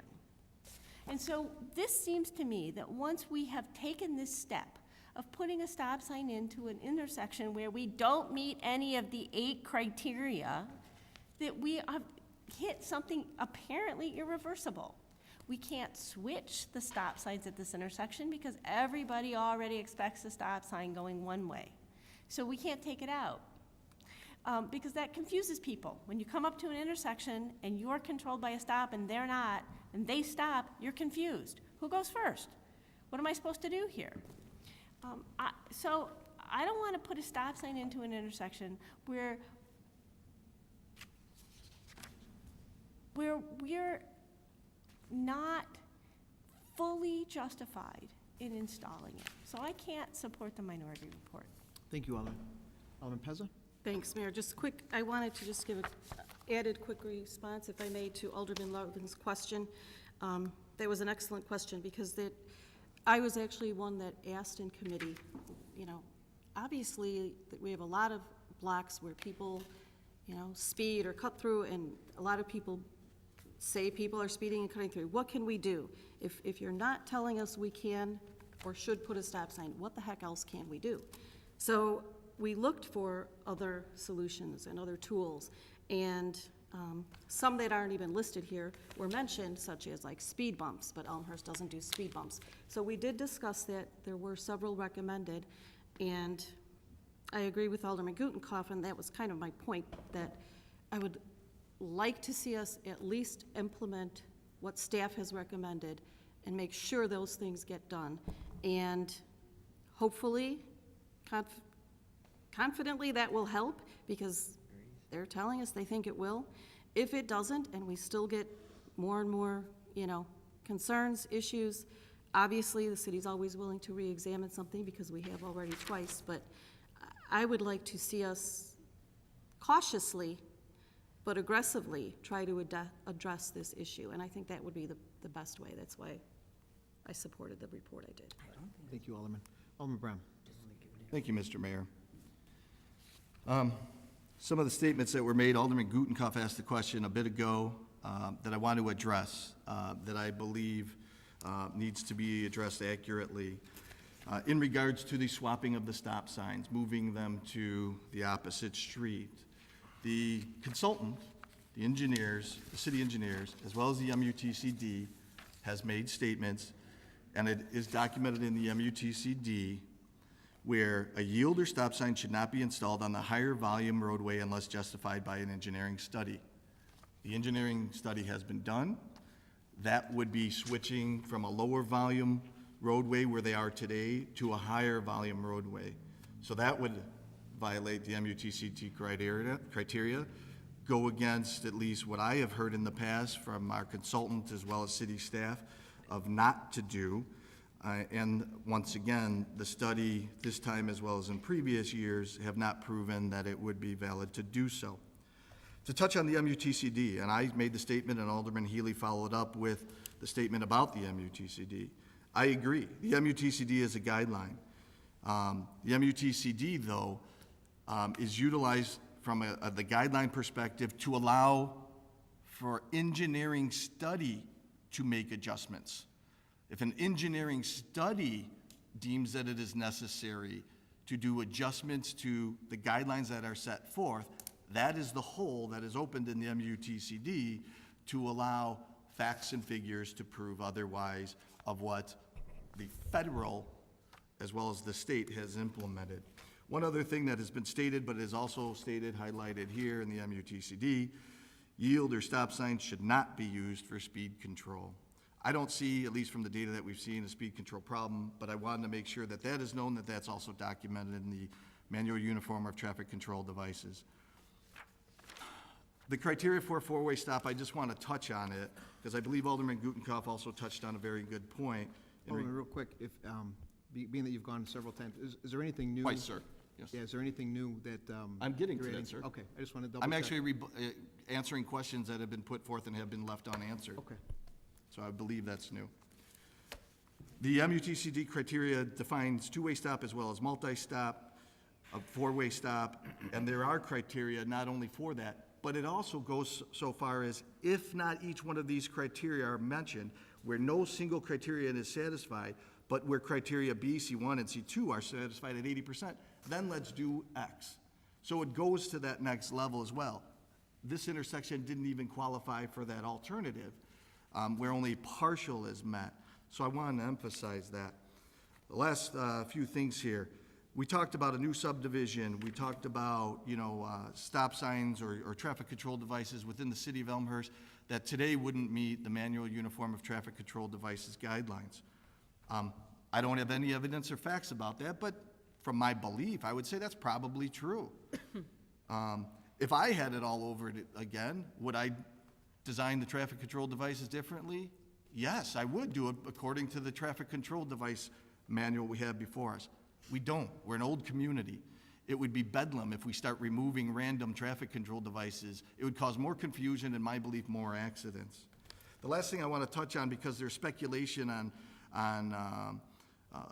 a referral that I put forth, and I don't want to speak to that because it's not relevant to this discussion at hand, but I want to touch on the differences to emphasize here that intersection, I did not agree with city staff recommendation or the committee's recommendation. That is fact. I believe that the MUTCD then as well as today was met, and I presented facts that day, and I assume, since it did move forward, that my fellow aldermen concurred with those facts to move forward with a four-way stop. That four-way stop intersection was an entranceway to a main park in the neighborhood, the entranceway. The reference I was making in regards to agreeing or disagreeing with city staff was comments made by a fellow alderman, alderman leader, and not in regards to anything that I may have or may have not done in the past. So I still believe all decisions made in the past as well as today, if it doesn't meet the criteria, I think we're opening ourselves up to too much liability here. I'm glad that the minority report incorporated some of the recommendations that the majority report has in it. I fully stand behind those. We're in concurrence with that. But to again say, I don't think that this is warranted here, so I cannot support the minority report. Thank you, Alderman. Any other discussion or questions? Hearing none, I'd ask Clerk Spencer to call the roll, please. Okay. I'm calling on the substituting this the is- majority with the minority. Correct? Yes. The minority with the majority. Substituting the majority report. The minority. The minority For the majority. Okay. Thank you. All right. Wagner. Aye. Healy. Aye. Levin. No. Kennedy. Aye. Morley. Aye. Mulliner. No. Pezza. No. Gutenkopf. No. Leader. Aye. Dunn. Aye. Bram. No. Palumsky. Aye. York. Aye. Pipskin absent. So it looks like 8 ayes, 5 nays, and 1 absent. 8 ayes, 5 nays, 1 absent. Substitution for the minority report over the majority report does pass. Now we will go to the underlying, is that correct, City Attorney Storino? The underlying Report has to report, be the minority passed. report, so we'll go ahead and vote on that as well. Clerk Spencer, if you would please call the roll on that. Wagner. Aye. Healy. Aye. Levin. No. Kennedy. Aye. Morley. Aye. Mulliner. No. Pezza. No. Gutenkopf. Nope. Leader. Dunn. Aye. Bram. No. Palumsky. Aye. York. Aye. Pipskin absent.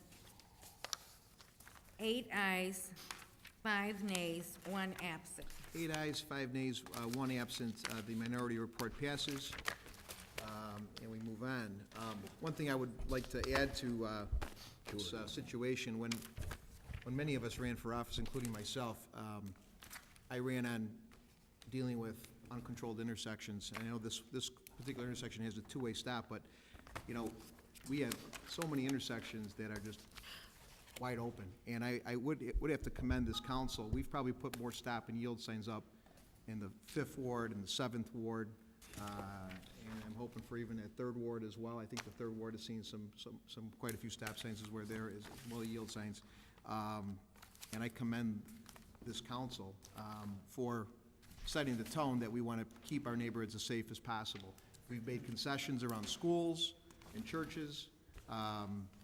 You know, we are the policymakers. We determine, you know, how safe we want to keep our community. And so I do commend the aldermen, city council for kind of taking a new look at some of how the way we handle our intersections. So, And nothing against how maybe the old council had done things.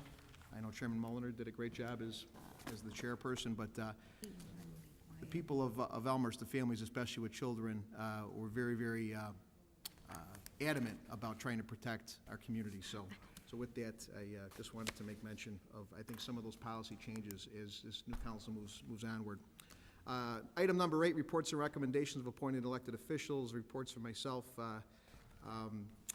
As many of us know, last week was veto session, and the ComEd bill was overridden by the legislator, although there was a companion bill that made that House Bill 1652, I think, a little bit more palatable. We've had long discussions, and I commend City Manager Grabowski and Assistant City Manager Kopp and all the aldermen that have been putting pressure, and I think just about every single one of us up here has been putting pressure on ComEd to get the most out of this legislation, to get the most out of our regular scheduled maintenance like tree trimming. We have commitments from ComEd that with this legislation being passed, the 4-year cycle on tree trimming, which is normally every 4 years throughout our whole community, will be expedited to, I believe, 6 months to a year. So tree trimming, because of the fact that we have overhead lines, is a big, important issue. That those tree trimming services will be provided at no cost to our residents and to the city, and they will be expedited. So we have their firm commitment on that.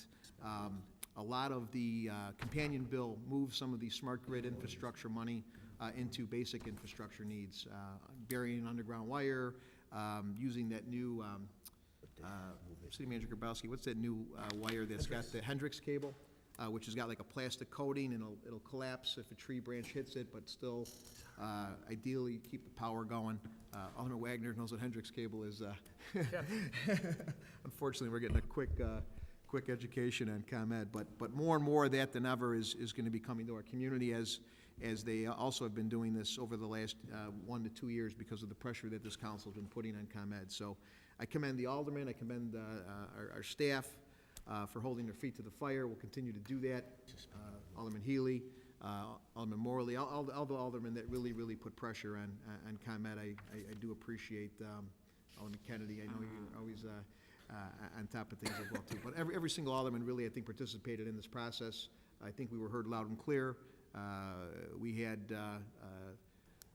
senior members of their management team in here pretty much every other week to meet with us. So I think we definitely have their attention, and we're seeing action. Alderman Healy. Thank you, Mr. Mayor. Along those lines, the ComEd bill is not law, so, we'll do what we have to do, and I know this council, the mayor, the staff will continue to push ComEd. So, want to make sure people know that just because it's ComEd bill, and a lot of us put a lot of effort into the ComEd bill along different lines, that the fight is not over. We will continue to fight. And Mayor DeCiani mentioned the trailer bill, and I think this is important.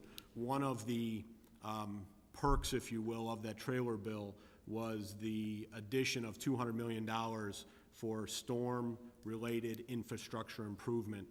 Several of us have tried to find out how that $200 million is going to be allocated. Nobody seems to know. What I've been encouraging people that ask me about it, what I've been encouraging them to do is get a hold of your state legislators, whether it's NIBO or Rebeletti, Sandak or Pankow, thank you, or even people who are in elected office now with the remap coming that may be interested in your votes, and I don't want to mention their names because there's all different sorts, and I don't want to miss one and be accused of pandering to one side or the other. But if you know who might be interested in your vote, contact that person and let them know that you expect them to fight for every last penny of that $200 million we can get our hands on. That's what we're going to be doing as a council. That's what City Manager Grabowski, Assistant City Manager Kopp, Mike Hughes, everybody's going to be doing. I think that's important. And we've heard it, several of us have heard it from our state elected reps, that when they hear from a lot of their people on a certain issue, it does make a difference, especially with election season not more than 7 months away. So I'd encourage everybody to get a hold of your state reps and let them know that we expect more than our fair share of that $200 million. Thank you. Thanks, Alderman Healy. That's pretty much it from me as far as reports. Anyone else? Alderman Brown. Yes, thank you, Mr. Mayor. In regards to that topic, when we found out on the dais here that this yourself as well as some of the aldermen met with some of the ComEd officials with the city manager. I believe it was stated that the ComEd officials would come and speak to the full city council. We would have a report. It's been a few weeks, if not more than that, since that meeting. Could you please shed some light if there is still plans to do that, and if so, what is the timeline? I'll defer that to City Manager Grabowski, but as we all know, we just had veto session. In fact, veto session is still meeting this week, so, we definitely want to get that meeting going, and I'll let the City Manager speak to schedule and. We haven't set that date with them, but we will contact them tomorrow and set a date, and I'll see if the next city council meeting, if they're available to come and speak. The ComEd officials, correct? Yeah, the ComEd officials. Thank you, sir. Very good. Anyone else? Okay. On to item number 9, ordinances. Clerk Spencer, if you could please read the ordinance. An ordinance to amend section 36.29 entitled Hours During Which Sales May be Made, Closing Hours of Article 3 of Chapter 36 entitled Liquor of the Municipal Code of the City of Elmhurst, Illinois. Thank you, Clerk Spencer. And I was just recommended from our city attorney that because we are passing the report and the ordinance on the same night, we need to suspend rules on this particular item, so. We don't. Point of order, we don't. It was in the report. It was in the report. It was in the report? It was actually already written into the report, so we don't need to suspend them. Correct. Okay. For belts and suspenders, I would actually. It's interesting, but you think that the report, because it's in the report. We've always done it that way. As a tradition, if it's in the report and it says that we're going to suspend the rules, we've always allowed that to be the suspension of the rules. We passed the report, which clearly states we suspended the rules. If you'd like to do it with belts and suspenders, that's fine. It's fine, if that's fine with me. Couple of weeks. It's fine, with Mayor. the Finance Committee. It was passed by unanimous, let the record reflect that we passed the report unanimously on the consent agenda. Okay. Somebody must have been pouring early if you didn't pick that up. There we go. And in that report is the waiver of rules. So, It is. With that, I'd ask for any motion and a second, please, on this ordinance, please. Put this on the floor. Alderman Wagner with the, sorry, Mr. Chairman. Seconded by Alderman Pezza. I keep on looking to my right, I gotta look to my left. Discussion? Questions? Hearing none, I ask Clerk Spencer to call the roll. Wagner. Aye. Pezza. Aye. Gutenkopf. Aye. Leader. Aye. Dunn. Aye. Graham. Aye. Palumski. Aye. York. Aye. Pipskin, absent. Healy. Aye. Levin. Aye. Kennedy. Aye. Morley. Aye. Mulliner. Aye. 13 ayes, 0 nays, 1 absent. 13 ayes, 0 nays, 1 absent. The ordinance passes. On to resolution number 10. 10A, it's a resolution. Clerk Spencer, could please read the resolution, please. A resolution determining the estimated property taxes to be levied by the city of Elmhurst for the 2011 tax year. And at this time, I ask for a motion and a second to put this particular item on the floor, please. Chairman York with a motion. Point of order. Yes. I believe on this one, we do need to suspend the rules because we did not have it in the report to suspend the rules. But it's a resolution, so I have a question to the attorney on that. I think our code only speaks to ordinances. I think it only addresses not ordinances, so resolutions. I think we're okay. Okay. I agree. Okay, we're fine. Okay, very Actually, good. point of order. Yes. In the MCO that we just approved, It hasn't been signed yet. on page 5, but still, I don't think this part has actually changed from our current. It says appropriate ordinance, resolution, or motion. And then it goes on to say, well, therefore, therein vote the council at the first meeting of the council after receipt and acceptance of the report. So actually, I do think, according to our code, we do have to vote to suspend. On to page 5. Page 5 on, Oh, this is the one we passed a few minutes ago. yeah, under section X, but I don't believe actually the part I'm referring to actually changed. I think it's the same. It did. But second paragraph under X says that Bringing it up. we wouldn't vote on a resolution either, same night. Correct. So we should, So we'll do Oh, it. it does say ordinance, resolution, and I do think that maybe this changed, but either way, the Alderman's correct that, under the new code that we just passed tonight, you wouldn't be able to pass an ordinance, resolution, or motion that was first brought up. So I think a suspension of the rules to be safe would certainly be in order. Okay, I ask for a motion and a second to suspend rules. I move to suspend the rules. Alderman Mulliner with a motion, second by Alderman York. All in favor, say aye. Aye. Anybody not in favor, say no. Okay, rules are suspended, and we go to the ordinance. We have a motion on the floor for the ordinance by But we Alderman didn't York. get a second. Sorry, Clerk Spencer, do you have a question? I don't believe we got a second on that motion from Alderman York. Alderman Mulliner was the motion?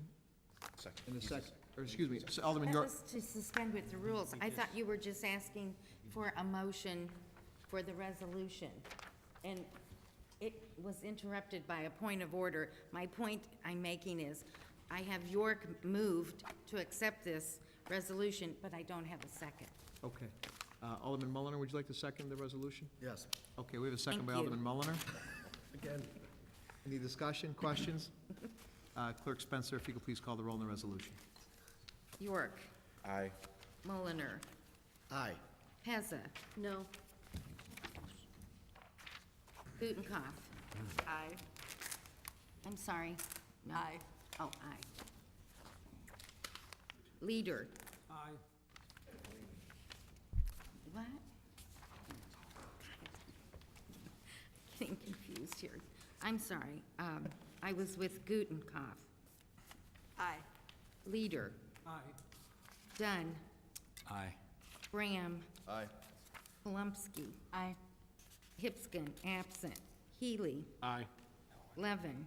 Aye. Kennedy. Aye. Morley. Aye. Wagner. Aye. 12 ayes, 1 nay, 1 absent. 12 ayes, 1 nay, 1 absent. The resolution passes.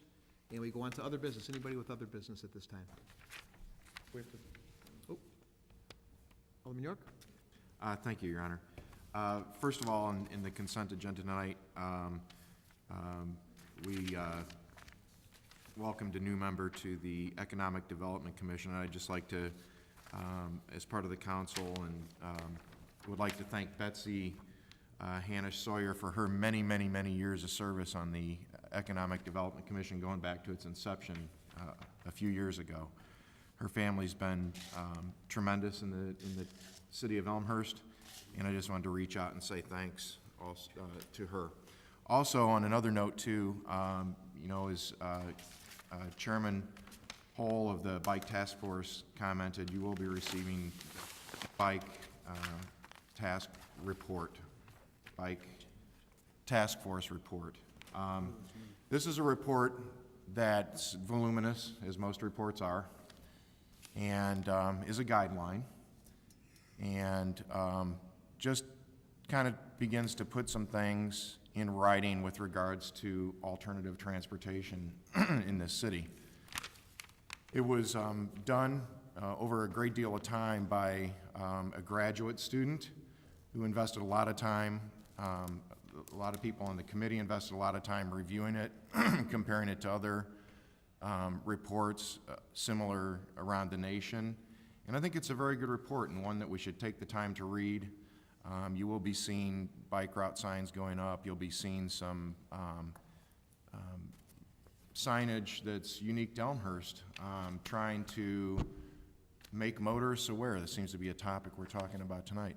To make motorists aware of the fact that there are going to be bicycles and other alternative transportation sharing the roads with automobiles. So I think, to me, this is something, I know I spend a little bit of time on my bike when the weather permits, and it's a very relevant issue.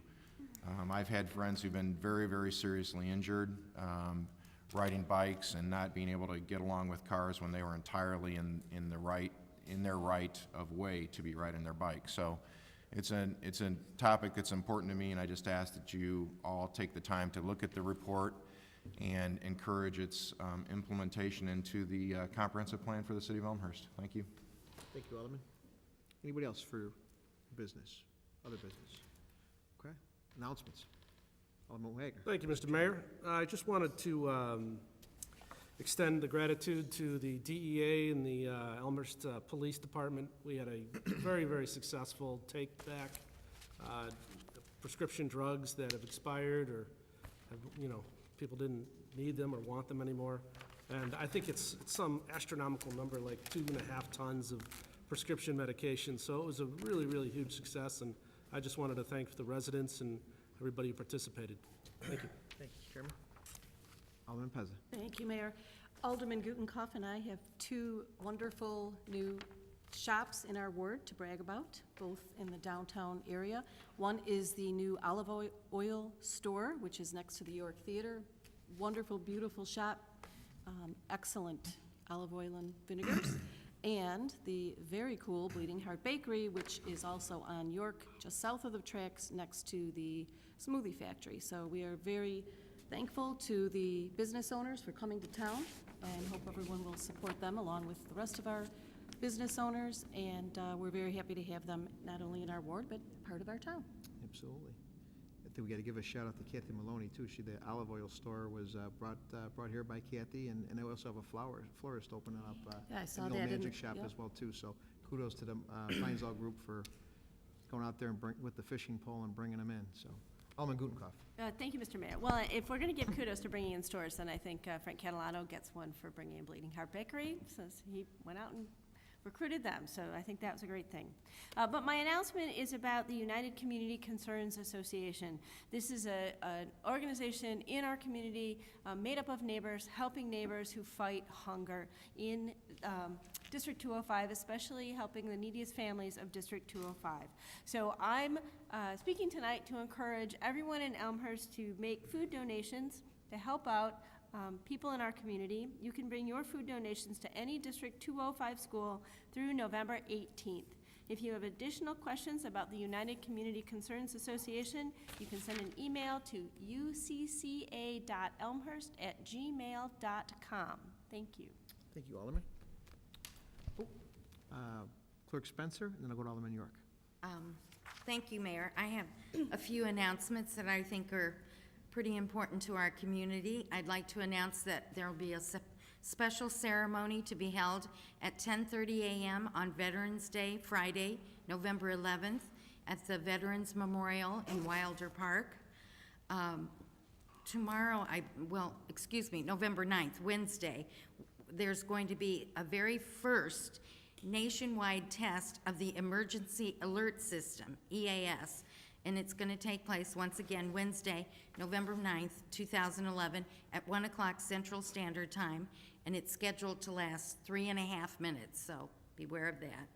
And proud to announce our public library, second year in a row, has received 3 out of 5 stars in a national ranking in the Library's Journal Annual Review of Public Libraries. Elmhurst placed 23rd nationwide and 6th in Illinois, with the $5 million to $9 million category, with notably high visits and circulation per capita. And last, for the first time, the Salvation Army is partnering with Classic Cinemas, the York Theater. They're going to present Guys and Dolls, an old flick. It costs $5. It's November 13th. It's at 1:30 showing and 7 p.m. And they've also asked me to ask the community that they need people to help them out to ring that bell during the holiday season. So if you can do that, you can call Sue at 630-808-4165. That's it, Mr. Mayor. Thank you, Clerk Spencer. What time is the Veterans deal on Wednesday again? It is at 10:30 at Wilder Park. 10:30 at Wilder. Okay. And it's Friday? That would be then the 11th? November 11th, Got correct. it. Okay. Very good. Alderman York? 65 years Okay, now. just one thing, Alderman Pez's announcement about recent economic development has just made me realize that I sit on the Retail Grant Committee as part of my functions in the Finance Committee, and we have utilized all the resources that we were initially allocated in the Retail Grant Committee.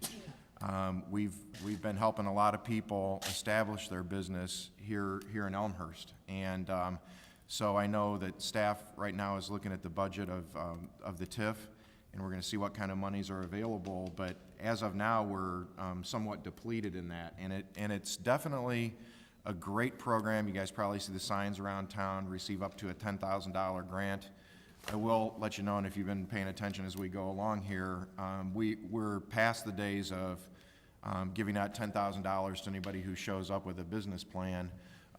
We looked at them very carefully, analyzed their capital investments and their potential contributions to economic development in Elmhurst and make the awards accordingly.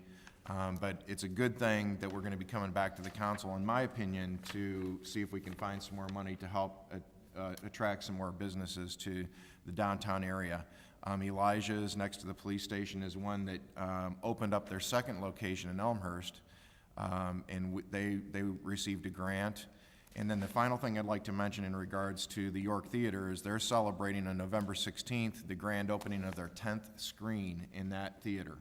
So it's hard to believe, but there's actually 10 screens in that theater now.